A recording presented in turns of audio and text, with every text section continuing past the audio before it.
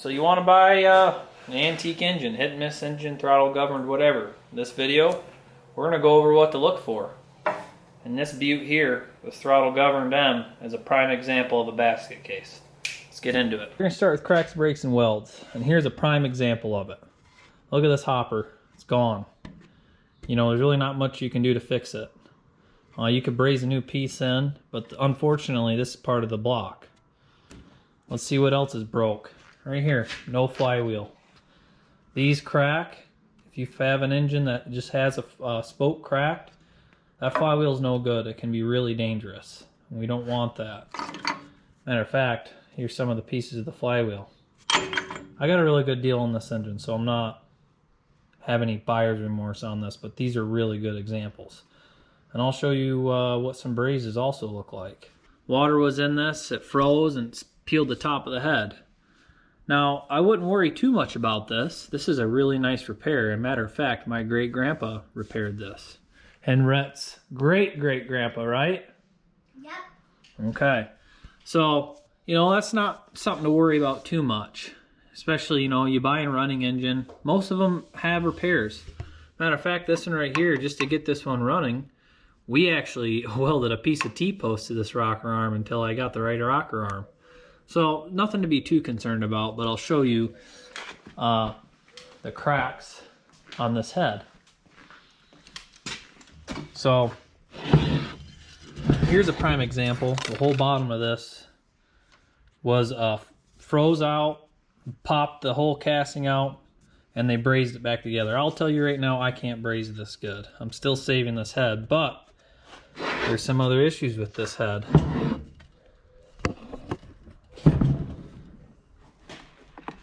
It's also cracked here, and I can't find it. I have a picture of it that I'll show you. It also has a crack that hasn't been repaired. So, you know, these are things you want to look for. There's a crack right here, Dad. Oh, good job, buddy. That is a crack. Right there's the crack. I have a picture of it, and you can tell they tried to repair it. They drilled a hole right here to stop it from cracking more. And this is off my stover. This head's really rough and also has no threads left. You know, this isn't the biggest deal in the world. It can be repaired. But what is a big deal is when it comes to the safety and of you and also the engine grenading. You can see here, this is a rod that's been repaired. It broke in half. Not good. That's not something you want to run. You know, that's going to cost you a couple $100, and it did. This rod, I had to pour new babbitt in it, is off my stover, and I got this stover. This thing ran wide open. These the governor springs were wire tied shut, so it would run full tilt, and the rod was broke, and it also has a bent flywheel. So those are two things you just can't you can't skip on. You don't want a broken rod or a repaired rod or a flywheel that has been cracked, because it's dangerous. They literally had a thing in factories back in the day called flywheel insurance. I'll see if I can find the article on that. But those are two dangerous things you just really don't want to get yourself into. And I'll show you some cracks too that, you know, it's not the end of the world. It's on this other end. This M here is still restorable, but you can still see the crack that comes up the back of this crankcase. You know, these are things you want to look out for. It's going to cost you time, and if you don't have the skill, you're going to have to pay somebody to actually fix it. So those are a few of the major things you really got to look out for. So the next thing we'll get into is missing parts, and this will nickel and dime you to death. One is a magneto. I'll give you an instance. You know, you found a Cushman Cub or a M International whatever. The Wyco mag on that rebuilt is $300. This is a $500 engine. And so when you buy one of these, you just want a little project, you don't want a basket case, you're going to end up having more money into it than it's really worth. And if you're okay with that, that's fine. But also too, rocker arms cost money. Everything costs money. You know, your carburetor. This is a homemade carburetor. It's off of, what is this off of, Rhett? The Model T? Yeah, so the farmer jerry-rigged this off a Model T. Muffler, not a big deal. You can get repop ones of these. Grease cups, not a big deal if these are missing. These aren't very expensive.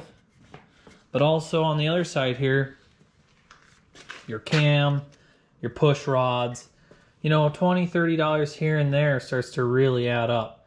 And those are things that, like I said, will make an engine cost you a lot of money. So that's one thing you want to find is an engine that's mostly complete, especially with the mag. Even if the mag doesn't work, that's okay.